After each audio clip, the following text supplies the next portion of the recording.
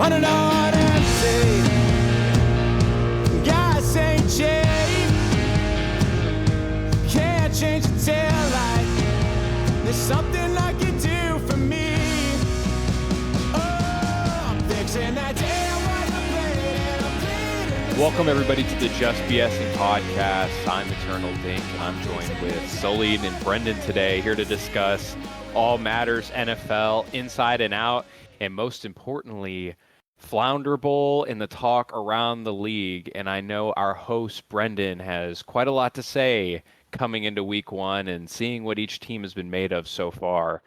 So welcome everybody, and Brendan, I'm curious what you have to say, especially after your polarizing power rankings takes at the I don't beginning think of the anything season. about them was polarizing, first of all. Second of all, I think I've relinquished my host duties. We've now got Giga Chad Dink.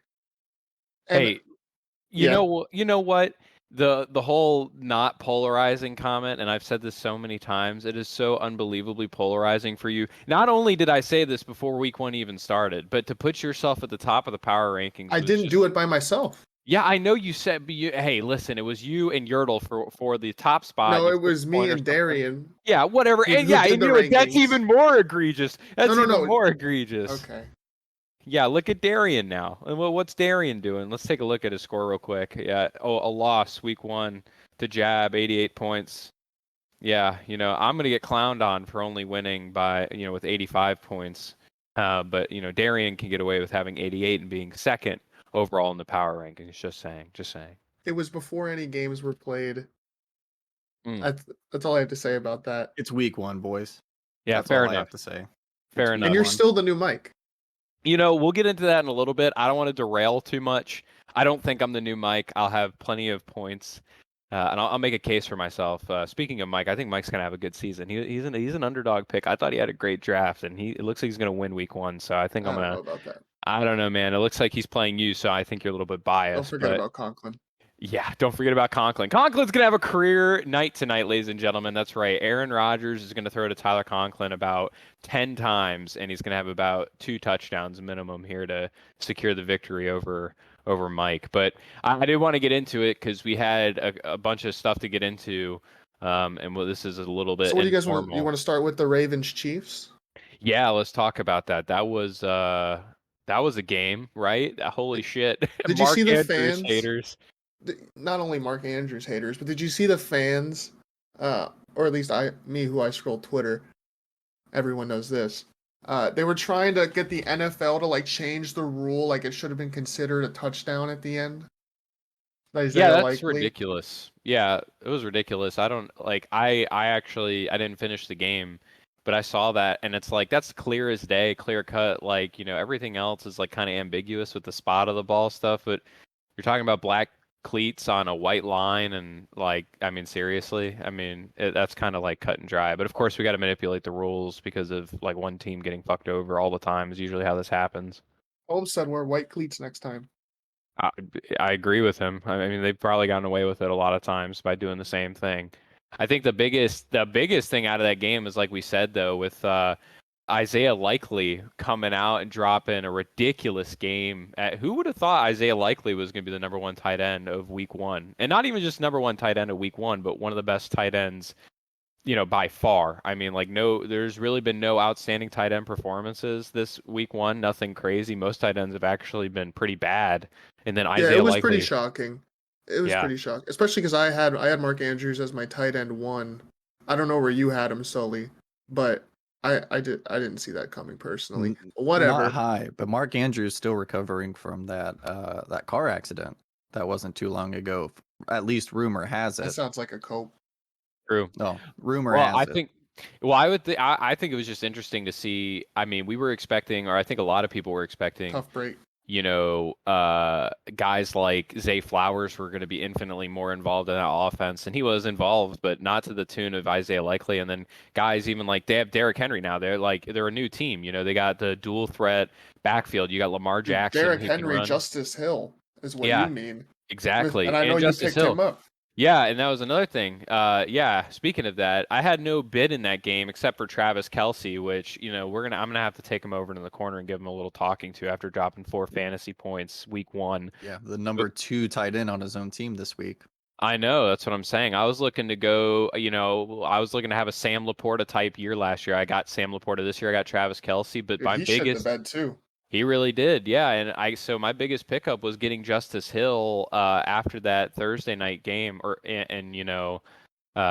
before that Thursday night game. I read the report that he was going to be really involved in the offense, especially in the passing game, and they didn't lie. Justice Hill came out, dropped nearly 9 fantasy points. That's a solid backup running back there. So I'm happy about that. But I don't know, not a really surprising result. I think that game kind of went how everybody expected to, high scoring, and then kind of came down to the wire. But the Ravens once again couldn't get it done. And Typical Lamar.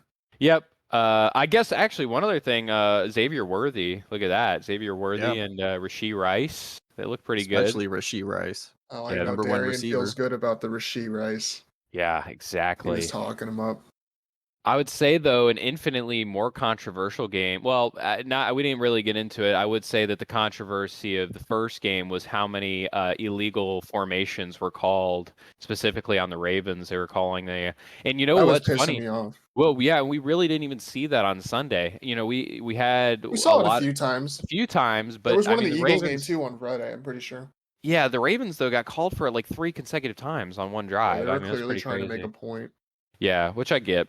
But I think even more controversial than that was the NFL's decision to move to Friday night for the second game of the season, the Brazilian The shootout. great Jordan country of Love. Brazil. Yeah, the great country, great Very and accepting safe, country. the NFL's an great. accepting league. Yes, the great civil rights empire that Brazil is hosted the NFL, the Packers, Jordan Love and Jalen Hurts and the Eagles on a field with no issues. It was No perfect, issues on the field. perfect grass. Great And grass. that game came down to the wire too. And you, as an Eagles fan, you probably have more to say about that than I do. I'm just happy that we were able to go down to Brazil, get a win in another country on a shitty fucking field against a good team. Get out. We have a mini bye. We play I think we play Atlanta on Monday. So we got like a mini bye. That's going to be an easy game, 28-3. What sucks though is Jordan Love. I do feel bad about Jordan Love, Yeah, I do especially because I too. have him on my team. Yeah, But for the person, that sucks.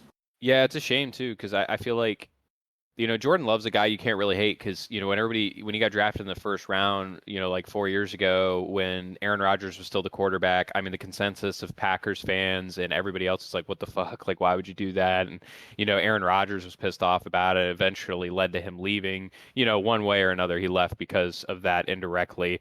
And, people were like, Jordan Love's a bust. Like, this guy is just like, he had one good year in college. He's going to be like, he's going to be a nobody. He'll be out of the league instantaneously. Meanwhile, they're hyping up guys who are like Bryce Young. They're hyping up guys who like Mac Jones. All of these guys near or around this draft class That's a good point. that were going to be great quarterbacks or at least good quarterback replacements. And I mean, I got to be honest. Jordan Love is already probably I would say a top 12 quarterback in the NFL. I mean, he might He even didn't be. look that great, but yeah, top 12. He's He didn't probably look. right around He there. didn't look that great, but I mean, like, Neither did Jalen Hurts, though. yeah, you can forgive week 1. I mean, we had a huge sample Sloppy week. size. Yeah, we had a huge sample size last season. Week 1, you're getting the jitters out, and You know yeah, who didn't have jitters, though? Is Saquon Saquon. Barkley. Yeah, Saquon Barkley had zero jitters, and I saw so many Giants fans that were upset. They were hate watching the game. Well, 3 touchdowns right for the hate watch. He's in well, Philly now. He went to Penn State. He's happy to be home. And he's definitely going to make a huge difference for us. And it's hard to hate Saquon, similar like you said, with yeah. Love. I was gonna And get into. speaking Yeah, go ahead, speaking Sully. of running backs, Josh Jacobs also on a new team on the other side. I almost Uh, forgetting went to Green Bay. Yeah. 5.3 yards a carry, Mm. 16 carries. So He definitely looks the so workhorse slow. there. And then he like picked it up towards the end. I was hating on him the first half, and he started busting out these big plays towards the second half, and was really starting to aggravate me, especially with CJ not being able to make a tackle after talking all that shit in the offseason. But Yeah. CJ's my guy, always been a CJ guy. Can't hate on him too much. Yeah, I thought it was pretty interesting seeing both those teams play each other because those teams are probably, when you look at the NFC and you look for a team that can compete to go to the Super Bowl to play the Chiefs or, the Ravens, if the Chiefs can finally get beat in the AFC. You look at a team like Philadelphia, or you look at a team like Green Bay or Detroit to possibly do it. There's not many other teams in the NFC that I can think of personally off the top of my head that would have a better chance. 49er. Well, the Niners, but I'm saying that's the given. The Niners have represented the NFC. They've been by far and away the best team in the NFC. Yeah. And I don't foresee that changing this year. Maybe if it does, like I said, it would come from either the Eagles, Packers, or the Lions. Outside of that, I don't really Not see the where Cowboys, No, not the Cowboys. Not the Cowboys. The Cowboys are actually, even though they just signed Dak and CD. yeah, it just doesn't matter to me. You look at that team, and it's just the same story every year. How many times do we have to watch the Yeah, regular you don't gotta season? tell it to me. It's we know, 12-5 regular season, then we'll go play. They'll go play a shit team, or I mean, they'll get wrecked at home. It doesn't matter. I mean, they just home field advantage. It doesn't matter. They'll never. I don't think they're ever going to overcome that hump, and their window is closing. It's almost completely closed, I think. Eventually they're going to run out of time to keep the great defense that they have and have the great offensive weapons that they have. And They've you been see, running out of time for 25 years. They'll just keep stringing it along, Jerry. And well, then he'll actually, sell the team to his son, or not sell, give it to his son. that's why I think they're like the NFC Steelers. I think they're more Steelers are a successful. much better franchise. But I think overall the Steelers are a better franchise all time. But I think the NFC version of the Steelers would definitely be the Cowboys. I mean, the You're Cowboys probably have right. That's a good had comparison. They've had amazing talent on both sides of the ball consistently. They've had multiple different coaches with Super Bowl. I mean, they got a Super Bowl winning coach from McCarthy, and they got a great roster, and they just Nothing on can't. Tomlin. They can't put anything together. So, Yeah. but yeah, They that was did that put it game. together against the Browns.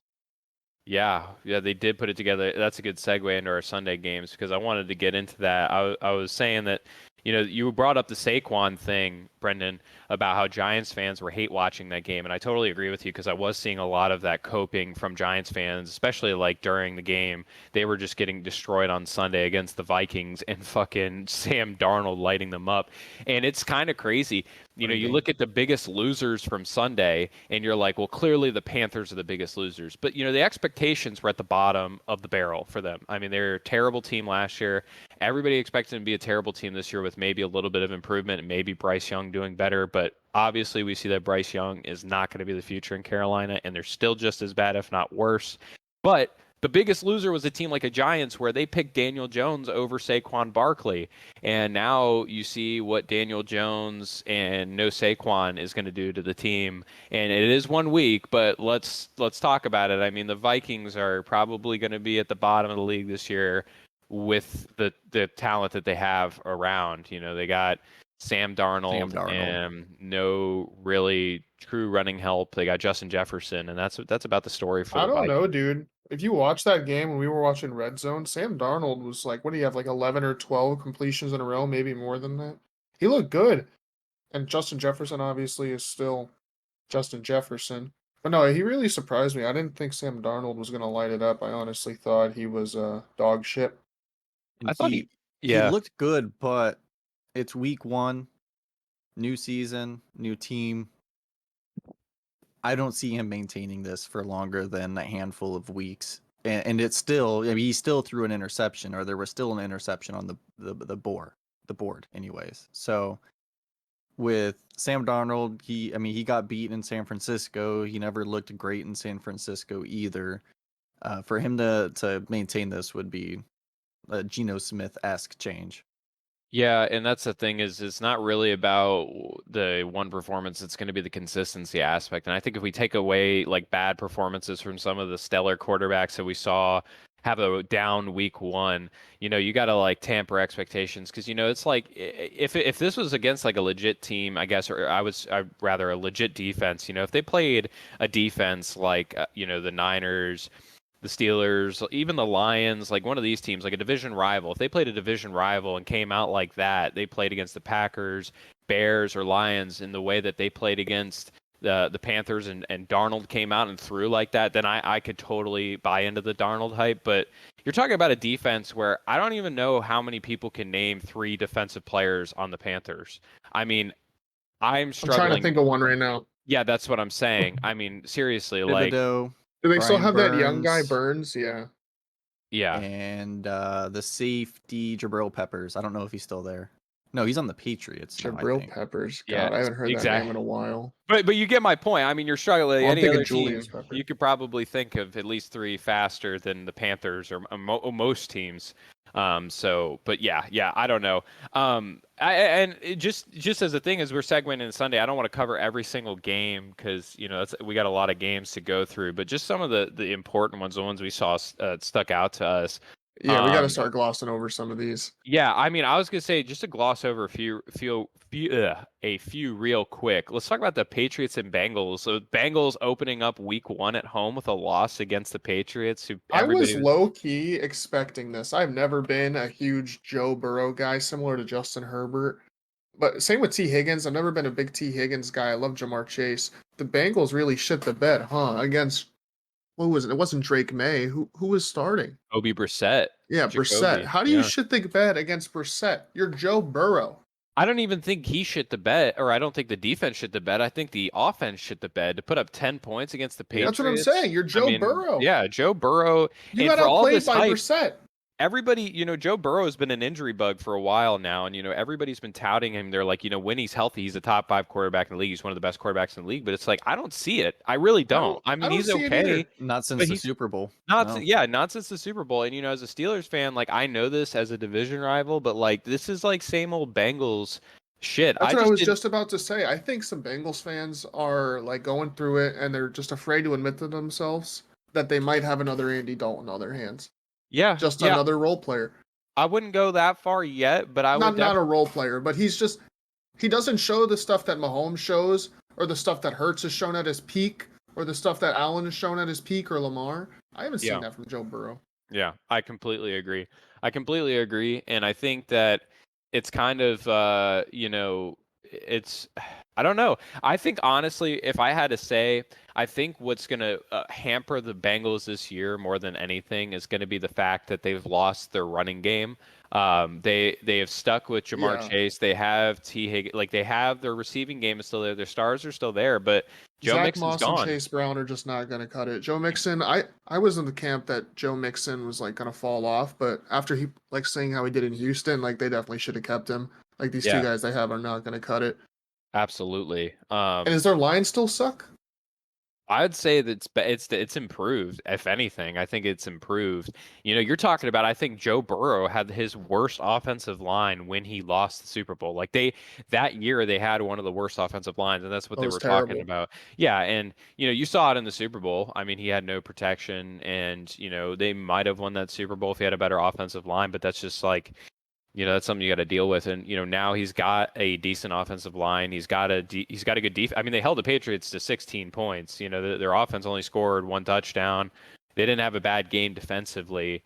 It was the offense that couldn't do anything. So 10 points isn't going to cut it in modern day NFL. So Definitely not. We're going to skip the Steelers game for now because I know you're going to go in on that later. Yeah. And then there was the Texans Colts, which I just touched on a little bit. Joe Mixon looked like he hasn't lost a step. Still looked explosive. Looked good. Yep. Stroud looked okay. Anthony Richardson had a couple insane throws. And he also had a couple where he barely missed A.D. Mitchell. I know Yertle's crying somewhere. Alec Pierce. Alec Pierce had an insane day. Roman had just picked him up earlier. Also, Nico Collins. Big game. Yeah, and Stephon Diggs. And Diggs. I know Dink is happy about that. I am as a flounder, and I got clowned on for that pick, but a little bit. I got clowned on for that. But Diggs in his opener, I mean, the fact that they have other receivers to look to like Nico Collins, it didn't take away from him. I mean, he had 2 touchdown catches in his first appearance, and it wasn't a bad Colts team either, and so that was really nice to see. And yeah, Anthony Richardson though, I think although you have JT and JT didn't have a great Tell me game about it. by any stretch of the imagination. I think just having Jonathan Taylor back for the Colts allows Anthony Richardson to have Does so much for his a lot entire more game. pressure, off of him. There's so much more pressure off of him because now teams are having to game plan for a guy who was the top running back in the NFL not that long ago and is still very good and will definitely perform over 1,000 yards for sure, be a over 1,000-yard carrier this season. So I think that's going to help out Anthony Richardson because he's clearly got the arm talent and he's clearly got the physical aptitude, and we saw it on display there. And they almost snuck out a win in Week 1 against C.J. Stroud and the Texans. But I just wanted to slide over to this because this game is infinitely more relevant to you more than anybody, I think, Brendan, which was Marvin Harrison's debut in the Cardinals Uh-huh. red uniform. And honestly, this game on paper looked to be kind of a blowout, except for like people were really It watching was this game. surprising how close it was. It was a close game. It was down to the wire. The Cardinals almost snuck out the win there. The Bills were asleep at the wheel for a while, and I think, but most people were watching this game for Marvin Harrison. Like, you Of course had they Bills were. fans, and the Bills Everyone were, was. but everybody was watching And you the know game what for we Marvin saw? Harrison. And what did you see with Marvin A Harrison? bunch of dog shit. He had 4 targets, 1 catch, like 3 yards. I don't know what it was. He was wide open in the end zone. Kyler, short motherfucker, running around, couldn't see over his offensive line. He's waving his hands in the end zone wide open. Doesn't see him, won't throw it to him. Instead, we're throwing it to Greg Dortch every Greg freaking drive. motherfucking Greg Dortch is Dortch. getting 3 targets every drive. I can't stand it. I love Greg Dortch. I used to love Greg Dortch. I don't Greg- like him anymore. James Greg Conner was Dortch doing went his off. thing, but Marvin Harrison was nowhere to be found. Greg Dortch did go off. But yeah, that really pissed me off. I think it pissed a lot of fantasy managers off. Yeah. What are you Yeah. gonna do? It's week 1. He's a rookie. Yeah. And it's week 1. It's overreacting season too. It is. But I feel the exact same way that Brendan feels about Marvin Harrison with Travis Kelce because I'm like, what the fuck? I drafted you so early. I went early on tight end because I went earlier in last year with Laporta, and it paid off big time. And I'm like, Kelsey's on the board. I got to take him. I take him, and he just kind of shits the bed. Not as bad as Marvin Harrison, though. But I will say, I was going to take Marvin Harrison in either the last pick of the first round or the first pick of the second round based off where I was picking, but he never fell to me. So He did. No, he didn't. He never got to me. Where did you pick? I don't think he got to me unless I'm. Where did you pick? I picked 14th, last. right? Yeah, no, because I took him in the second after you picked your first 2 guys. Okay, fair enough. I think fair enough. I think I took what was my first pick? Jahmyr Gibbs. I saw Jahmyr Gibbs. Oh, and then he was invisible. no, Jahmyr Gibbs wasn't invisible last night. Weren't you complaining about We'll get him? into that. Well, he was. So I'll get into that. We'll get into it later. My first 2 picks, though, I think it was Jahmyr Gibbs, and then I think Stephon Diggs. I don't remember. I think it was Jahmyr then Stephon. I think were my first 2. But yeah, we'll move into the next matchup, and I actually want to hear Sully talk about this a little bit because this one was an interesting matchup. Talk about a fucking defense carrying somebody to victory. 25 fantasy points for the Bears defense. 25 fantasy points for the Bears defense. They absolutely destroyed the Titans on a spreadsheet, not score-wise. It was a 7-point game, and I like Tony Pollard doing his thing for my team. But, you look at the defensive stats there, and the Bears really laid it on them. I don't know if you watched it. So, yeah, very ugly. Very ugly game. We have the blocked punt for a touchdown.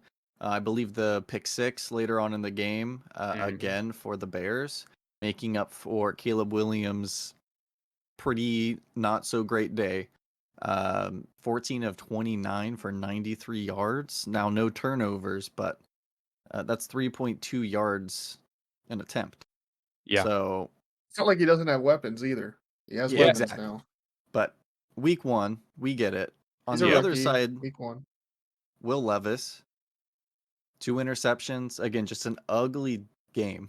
Some good defense, or you could say some bad offense. But just not getting it done. Tony Pollard looked pretty good, though, I will say.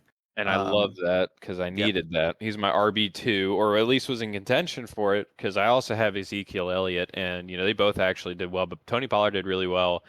And you're right. That game on paper, both of you, I don't know about you, but I looked at that game, especially because we had that pick'em spread against the spread. I don't remember what the spread was, but I was looking at that game and I'm like, who do I even pick here?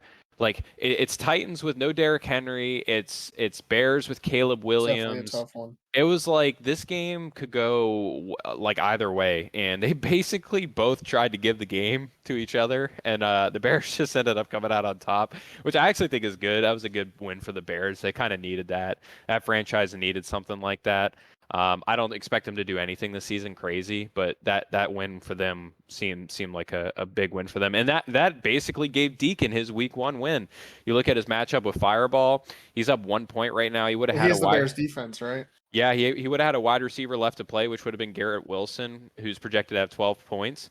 But the Bears putting up 25 defensive points has put him in a position where he doesn't even need to play That's Garrett Wilson. definitely hard to overcome. Yeah, Well, that was so definitely a game.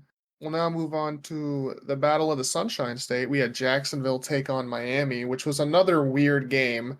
Looked like Jacksonville was going to win. And then in typical Jacksonville fashion, Jake knows this all too well. Mr. Cat to be kidding me.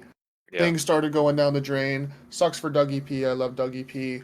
But what are you going to do when Tyreek Hill on the other team? You know he's going to bust open for a big play eventually. Pause. And he did.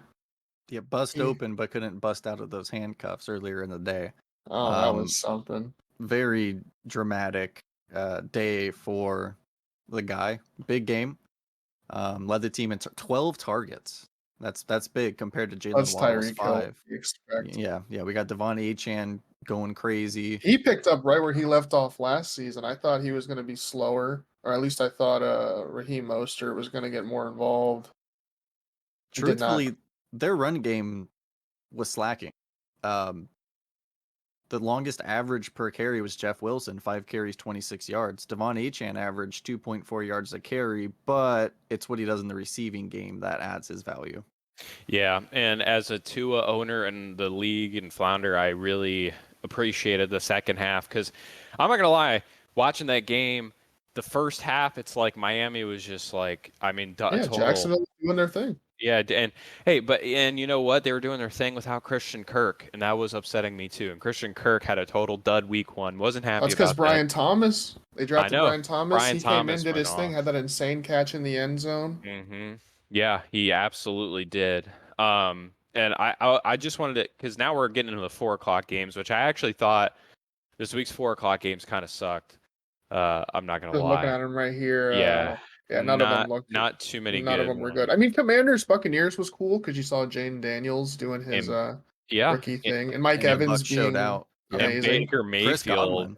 probably the best quarterback of week 1. Baker Mayfield came out and balled. Great week. Yeah, Baker But Mayfield. just looking at owners the were other up. games. Oh, what was saying about Baker? I was just gonna say Baker Mayfield balled out. I mean, he had the best week 1 out of any quarterback, and any fantasy owners of Baker Mayfield were up big week 1. That I got was Baker in one of my leagues. yeah. I guess I mean skipping to the Sunday night game was more interesting, I think, than anything that we saw in the late afternoon window. Was with the Rams and the Lions going to overtime.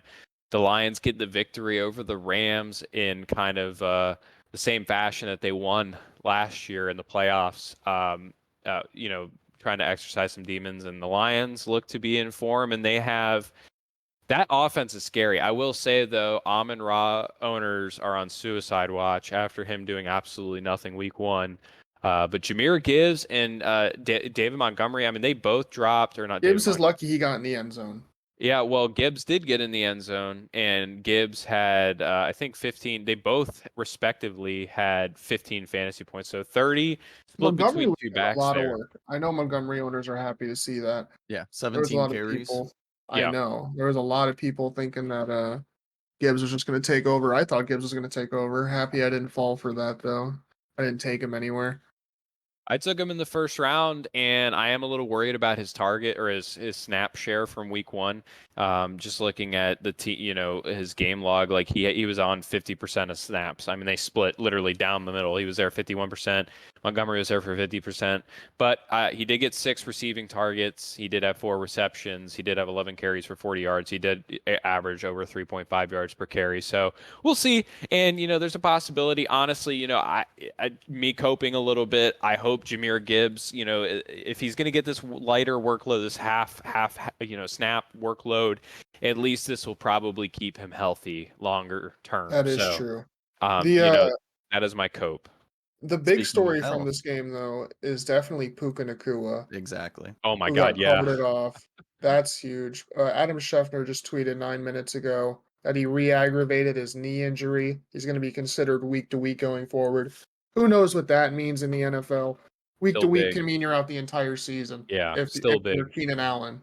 So Yeah, and if he you never re-aggravates know, it. and that's huge for fantasy owners. If you have Cooper Kupp, obviously Yeah, his shares are 14 going to go up. receptions. I think that's good for Kyron too. Honestly, you feel bad for Puka and anyone that drafted Puka. Yeah, that's a tough situation to be in, especially week 1. But I guess it's better to happen early on in the season when you're still establishing your team. There's still breakout candidates for this to happen, but it is especially tough for Rams fans and Nakua owners. It But hurts Stafford too. yeah, Stafford big time. But I think Stafford will recover with Cup, and I think he has Kyron Williams as a target out of the backfield as well. They utilized him really well last season. I think Kyron Williams will be one of the top backs in the league for sure, receiving. I don't know, man. He was scaring people. I don't know, man. I had him last year, and when he came back, he was fantastic. So I think he's got a real chance. How many points did he have last night? Let me double check. 'Cause I remember he had 12. He had 18 carries. Never mind. He just wasn't efficient. 50 yards. Yeah, and that 21 happens. touches.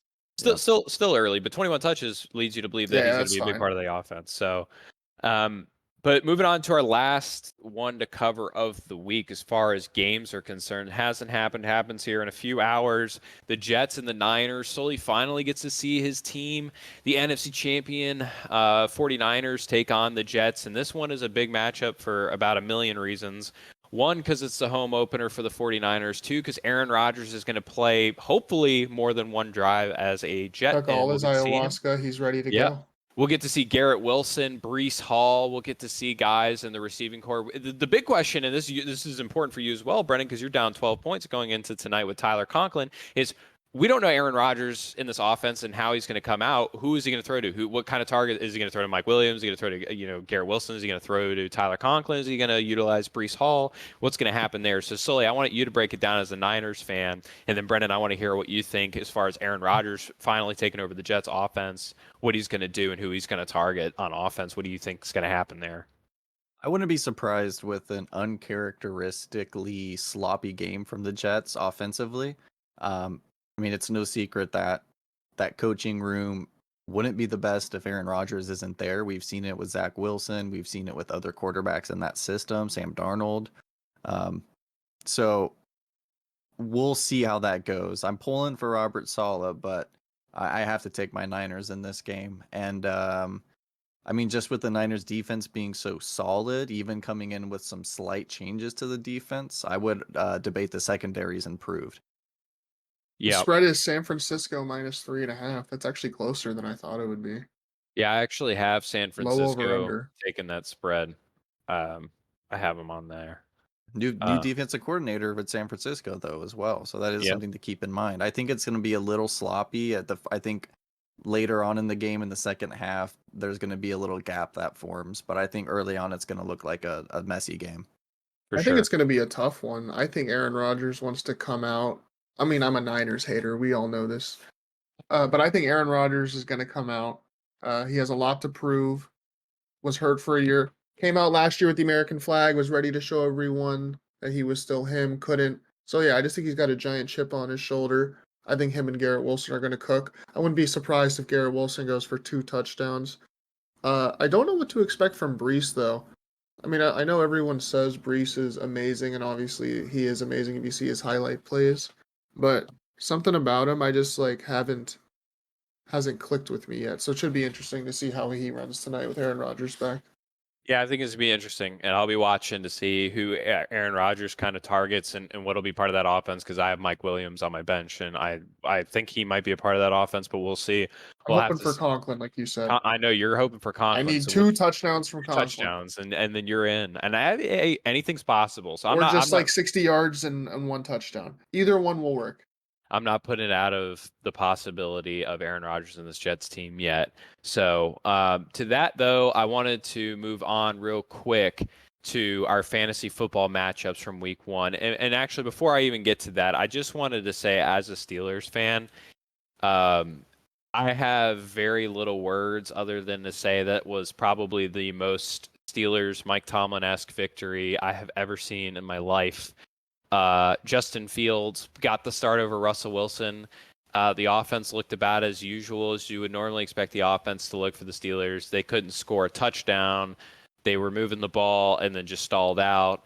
And 6 fucking field goals. And this isn't even the first time this has happened. This is the second time Tomlin has had to rely on Boswell and TJ Watt to carry him to a victory. The last time this happened was when the Steelers played the Chiefs in the playoffs many years ago. One of his last playoff wins, he had Boswell kick 6 field goals to win the game. 18 points, all off field goals. So Boswell, kicker owners in fantasy leagues that aren't flounder with kickers in them, they're up big after that. But yeah, I'm not impressed. I'm actually more disappointed in the Falcons because I was actually sold on the Falcons with Kirk I was Cousins. a little disappointed in them too, to be honest. Yeah, they did not look good. They look like shit. I thought Especially Kirk was going to throw for like 35 this year. Kyle Pitts Not did anymore. well. Drake London did Oh, not. Kyle Pitts owner's so happy. I have Drake London, so I'm upset. So do I. I have Drake London in one league. Some But big plays Not from Pickens George as well. Pickens, yeah, I did say, yeah. Like I Oh, said, love that. I told Brendan before the season, I said that George Pickens was You going to be. convinced me. I said he was going to be a, what did I say, 1,500-yard receiver, and you were like, Yeah. I don't know, and I'm like, I think so. And I took him because of you, what you said. I know in week 1 he popped off. Besides getting a touchdown, he should have had a touchdown at some point, but he popped off. With that being said, those are all the games that we have for week 1. I wanted to talk now about what everybody cares about, which is Flounder Bowl and the matchups that we have going on and everything that has been occurring in them and some of them that are still on the table. We'll just get a few out of the way right away. We'll talk about ones that are pretty much sealed and done. Yeah, who do you want to start with? We'll talk about Deacon versus Fireball, that first matchup. That one is over as that long one's as there is no stat officially- corrections. Yeah, and dangerous of Deacon not to have Garrett Wilson in there just in case of stat correction. I would put Garrett Wilson in. I don't like I would looking at his too. game log. Has he ever had negative points in his career? Once he had negative 0.1. It's within 1 point. I don't know if you Yeah, can. he should. I afford think to he take should put him out. in. I'll talk to him later. We'll see if we can get him to put him in. But big win there. I don't know if I'm necessarily. Well, I am surprised because I talked about this game a little bit when we were talking about the Bears. Deacon won this game because of his defense. And you look at this team and everybody playing here. Kyler Murray. I mean, Joe Burrow shit the bed for Fireball, but Rashad White, Joe Mixon helped him out big time. Tyreek Hill. Yeah. He went Ken off. Zay Walker Flowers came had through no for game. him. Had a big game. Dalton Schultz shit the bed, and Addison didn't have a good game, but really Deacon made it up with the Bears defense. I mean, 25 points from a defense It is on week hard 1. to beat that when your defense is scoring 25. And Yeah, Jameson Williams on the Yeah, bench on the for bench. Fireball I too was- with 22 points. Yep, I was just about to mention that. Oh, you know he's 22 points. fuming. Yeah, and Zach Moss. Look at Zach Moss. I mean, he had 13 fantasy points, and he could have started at the flex there, and been Yeah, it's a more tough call. Zay productive. Flowers or Zach Moss. Well, no, Jordan Addison. Addison, I would have put. I mean, I would don't have put know. Zach Moss over Addison probably. Yeah. Hindsight's 2020, but big win Obviously. there, week 1 for Deacon. Next, this one's still close, and the jury is out on this. And this one is actually interesting because we got a new member of the league in playing week 1 New against member Jared. Shout out Jared. Shout out Jared, our new member against the defending champion Opix Onyx. He's got a decent lead right now coming into Monday Night Football. Got 25-point lead. Yep, with 2 players left to play on Opix roster with Brock Purdy and Deebo Samuel, so the stack. So Looking pretty good for Opix, I'd say. there's a good chance, unless the Jets are able to completely shut this offense down. You never know. Brock Purdy's known for not being able to perform in big moments. That's not true, and it's week 1, so even again, overreacting season. But One but game is not going to determine the end of the season. but I think they're giving a 63% chance that Opix comes away with this still, but 25 points, that's still tough. I mean, like, I think it's going to happen. You know what? I think you're right. I think he will beat Jared, but I think that it's going to be close. I think it's going to be barely a win for our defending champion over Jared, which is crazy because we were all clowning, or at least I was, Jared. You know, he's a new member of the league, so you got to kind of clown him into the league. And looking at his team, if he didn't start Jalen Hurts and started Baker Mayfield, as weird as that sounds, this game would have been over and done with. 37 fantasy points on his bench. He would have. Ramondre dropped 20 points. Xavier Worthy dropped 20. Mike Evans dropped 20. Bijan Robinson dropped 13. I mean, he had a hell of a week. He performed at its peak. Yeah, that team had a week, and if Baker Mayfield was in, that would have been his all-time high for the entire season, in my opinion. So, moving on. What do you want to look at next? Oh, this one's interesting because this one's pretty much over with Breece Hall basically to play, and the Jets defense. This one is Jabs. So Jabs playing D Mills week 1. The number 2 power ranked team is about to go down. And number 1 and number 2 are about to go down. I think it's over. You got Breece Hall. Oh yeah, what the heck? What are these percentages? I know, right? That's what I'm saying. This one is over. You got Breece Hall, who needs to get a decent amount of yards. Oh yeah, this is all but over. Yeah, it's all but over. 7-point gap. Looks like helicopters going down. Yeah. And this is big to D Mills. This is a big hit to D Mills' ego, especially huge coming hit into the to his season. ego. Yeah, it's quite over for him. And you look at his team, and this one's another kick in the balls. Another terrible oversight on his part. He had the wherewithal to draft a guy like Isaiah Likely. He did not have the wherewithal to start a guy like Isaiah Likely. In fact, he started a guy like Evan Ingram. Excuse me, this is Jabbleston I'm talking about. Yeah, no, Jab has Likely on his bench, and D Mills has Mark Andrews. That's a starter. Yeah, but look at Evan Ingram scoring 1 point. Yeah, after Jab took him in the 5th. Yeah, it's not looking good right now. It's not looking good. Both of these teams, I mean, Jab's team could have blown this team out of the water, but D Mills, I'm looking at his team, and he didn't have scoring on his bench really very much either. This is a sad team. Yeah, not I think a very what good Yertle said earlier, it might be correct. Like, is it time to have the discussion? Like, is D Mills overrated? Yeah, I think it's definitely time to have that conversation. It is week 1, as we've been saying, but it's definitely time to have that conversation. All he does is flaunt his like fantasy basketball rings, his fantasy supercross, but he can't win the one that matters. Yeah, which is football. And how did Javonte Williams look in Denver? 2 fantasy points. Amon-Ra St. Brown, 2 fantasy points. Not looking good. Mark Andrews is your starting. He is Cooper Kupp though, one shining spot right now. He better pray to God Pat Freiermuth or Mark Andrews James better pop off. Yeah. Keon Coleman on his bench had 5 receptions. He led Buffalo, so that could be someone to lean on, depending on how different positions shift around the flex. But yeah, that one is all but over. Next one, let's look at time to play the game versus when in Rome. Office and Roman. This one's leaning towards Ian. Looking at their matchup. Mahomes did not do well for Roman, getting outperformed by Anthony Richardson by quite a bit. Who's left to play? We would need 30 points out of the one tight end still yet to play on Roman's team. Not quite 30 points, but it would have to be a big game. 25, 26-point game. Be a big game out of him. You look at Roman's bench, though. He did really play everybody the correct way. Ladd some good start-sit decisions. Looking at some Ladd, good pickups on the bench there for Office, but Office had a hell of a game. Yeah, Office had a really good game. His team. Yeah, I mean, Derrick Henry got in the end zone. Aaron Jones did his thing.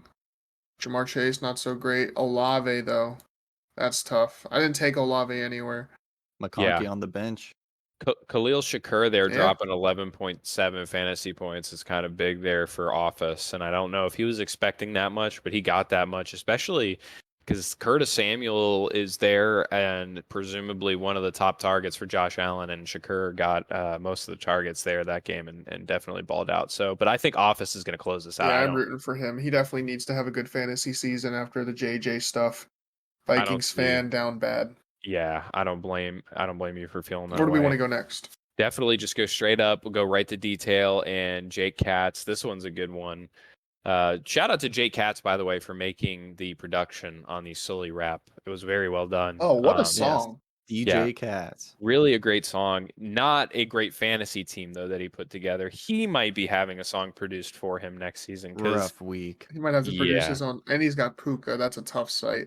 I'm not quite sure how this game is at a 20% Jake Katz win percentage because all he has left is the 49ers defense. And if you're telling me the 49ers defense is putting up 23 Yeah, fantasy sleepers points, percentages are drunk. yeah, I don't know about that. So, but hey, maybe they could have a Bears type performance against Aaron Rodgers and the Jets week 1, and they could actually give Jake what a crazy game that would be. But this one's pretty much locked up. Detail, really nothing. His team, nothing crazy too. He did score 90 points, so solid consistent. performance. Everything Yeah, was consistent everywhere. He would have liked to see more from CD. Would have liked to see more from DJ Moore. Definitely Yeah. happy to see James Cook get 19 carries, though. I know he loves that. Definitely.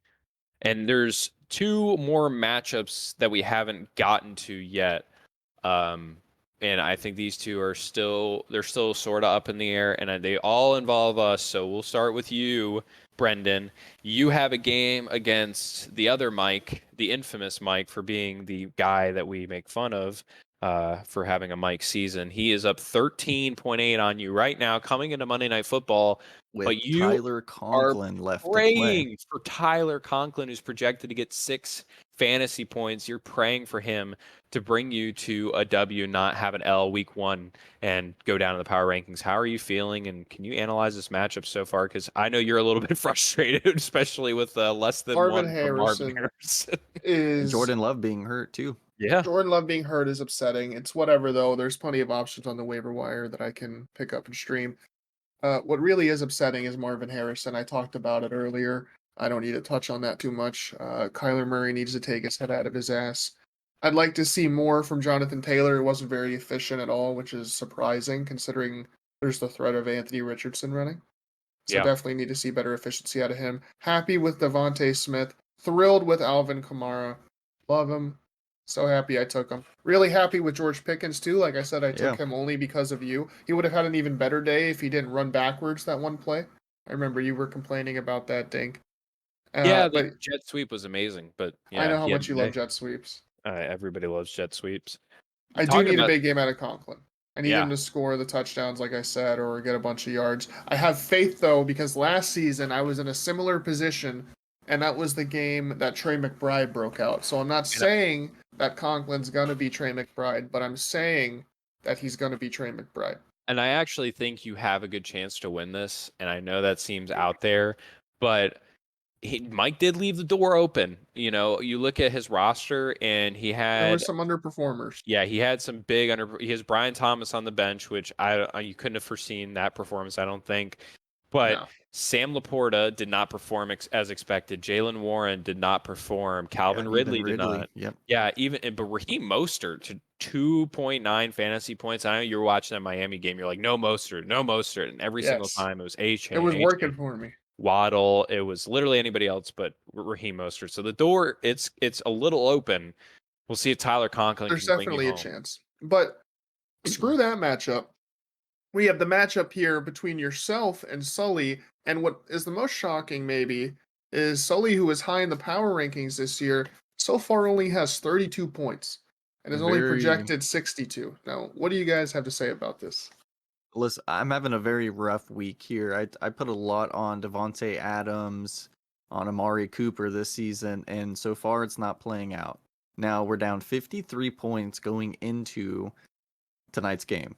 I have Brandon Ayuk and Christian McCaffrey, so it's not looking very likely that I'm going to be pulling this one out. Dak had a down week despite the big win for the Cowboys, and also Zamir White. I'm going to need to see some Zamir White. I've invested in You him have too him much this everywhere. offseason. Yeah. I saw you traded for him in the Foot Clan League, and I thought it wasn't a great deal. It was okay. But you love him. Well, I'm thinking I'm going to be competitive in that league. He's a 24-year-old back that is still the number one there. In the other league I have him in, I have Madison on my bench. So making some... Oh, actually, in this league right here, I have Madison on my bench, 14 points. So I'm nervous, to say the Well, least. I mean, in your defense, and putting the egregious shit talking aside for a second, I won last season's week 1, I think with like 66 points, something really low, barely beat, I think Opex. I can't remember who I was playing, but I barely won. My team was shit, and I barely won with that percentage or those amount of points. And my team put together, I think, 9 wins that season. So I think it'll all kind of come together down the stretch. And there's still a possibility you might pull out a miracle win here. Like, I'm still You nervous. have McCaffrey. Yeah, exactly. I'm still nervous.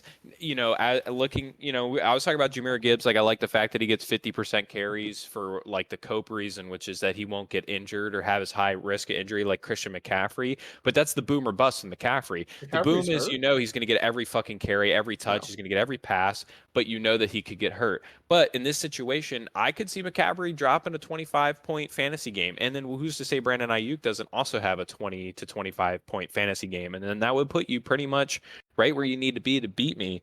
It's possible. And I don't think I will get beat, but if I do, I'm not going to be surprised with who I have left out on the table. And looking at your team too, Madison was on the bench, and Madison, you have him as the backup to Zamir White, and you can now rotate Madison. And if you feel like that's the case, he dropped 14 points, which is big. Same with Brian Robinson in Washington. So Brian Robinson dropping 16 fantasy points. I got you, Brendan. And TJ Hawkinson also on IR is something that people are going to overlook because Cole Kmet didn't even drop a point. If TJ Hawkinson comes back and he's even half of what he was, that's going to be a big boost to you. With Sam Darnold just cranking it to him. Yeah. But that's pretty much everything as far as fantasy is concerned this week. Yeah, and we've covered all the matches from week 1. I guess now it's just time for final thoughts as far as what you guys thought of week 1, whether the NFL or Flounder Bowl, whatever it may be. I guess we'll start with you, Brendan. What did you like? What did you see? What did you want to talk about? I know especially that Marvin Harrison thing is probably the most soul-crushing thing. Definitely super upset about Marvin Harrison. I already touched on that a lot, though, so I'll leave that there. Like I said about the Eagles, though, I was happy to go down to Brazil. Week 1 in Brazil, 10-hour flight on a shitty field against a good team who had Super Bowl aspirations. Happy to get out of there with the win. Happy to have the mini bye week and play an easy free team like Atlanta on Monday, 28-3. It was shocking to see the Bengals be as bad as they were. But like I said before, all not too shocking because none of us are that high on Joe Burrow. At least you and I aren't. What about you, Sully? And I wanted to add to that, with week 1 being week 1, it's overreaction season. So For sure. We'll see, around even 4 to 6 weeks in what kind of trends we're seeing. But a couple years ago, the Niners went from 3-5 to making the playoffs and making the championship game. So you don't know what can happen, and I'm big on staying put until I'm sure of things. Niners, big game tonight. I'm just happy football's back. I agree. We're all happy football is back, and we're all rooting, or at least everybody except for Mike and maybe a select few others are rooting for Tyler Conklin to have a big game tonight, for Brendan to get the win. I'm happy with my team's performance week 1. I enjoyed seeing them play. They gave me a little bit of a few heart attacks, but Jahmyr Gibbs did end up pulling through. So I like my team, but I do have a few rocky spots on there. The Steelers, of course, somehow are the only team with a win in the AFC North after week 1, of course, and all of those are the best. And Tomlin's a good coach. Yep, he is the best, and I can't argue with that. But with that being said, we're all out of time. We will see you, everybody, next week on another edition of Just-BSing. I am your host, Eternal Dink, here with Brendan and Sully, and we will find out whether Brendan and Tyler Conklin of the Jets were able to pull out a sneaky win against Mike as we cover last week's matchups on next week's edition of Just-BSing. Thank you all for joining us. See ya.